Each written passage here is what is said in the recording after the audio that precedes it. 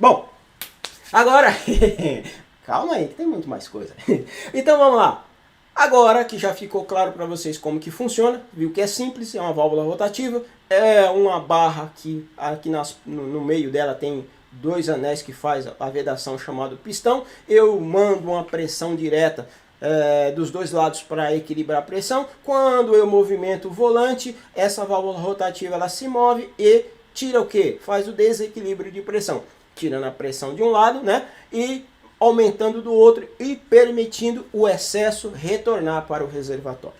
Até aqui legal? Bom, uma outra coisa que poucas as pessoas não sabem, às vezes isso já vi, pessoal, perguntas em provas, tá? Já vi pessoas perguntar isso em provas. Por quê? Né? Avaliações, provas que eu falo avaliações. Por que a direção hidráulica e a direção mecânica tem diferença no caster? Por que o caster da direção hidráulica é diferente? Então vamos entender o seguinte. Quando eu tenho uma caixa de direção hidráulica, o meu caster ele tem que ser mais positivo. Quando eu tenho um carro com direção mecânica, o meu caster deve ser mais negativo. Por quê? Quando você deixa o caster mais negativo, o que acontece? Você tem uma maior, digamos assim, você consegue aliviar o peso da direção. Então a direção ela fica um pouco mais leve. Quando você deixa o caster para frente, né, você deixa o caster para frente positivo, o que acontece? A direção ela fica mais pesada.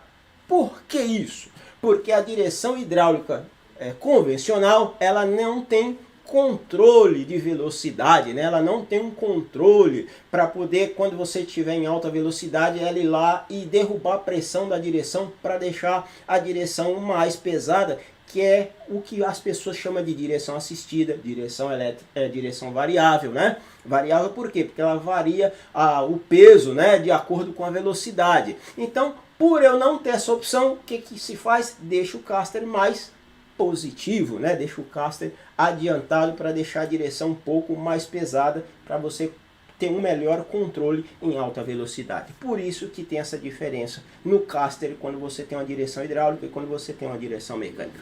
Legal? Você sabe o porquê deve trocar o óleo da bomba de direção hidráulica? Na verdade, o óleo da direção. Por que tem que trocar o óleo? Isso é coisa que você vai ver poucas montadoras falando isso. Olha, a cada determinado quilometragem tem que trocar o óleo da direção hidráulica. Dificilmente você vê isso, né? Então, olha só, devido à bomba de direção ser rotativa, olha só, devido à bomba de... Ela não é rotativa? Ela não tá lá? Tá rolando?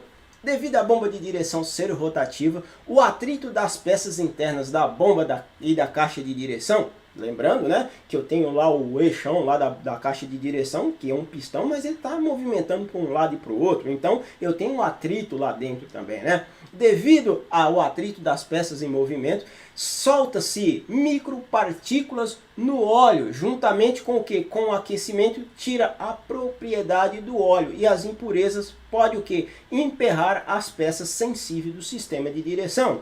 Então você vê que tem direção que o óleo já está meio escuro. Por quê?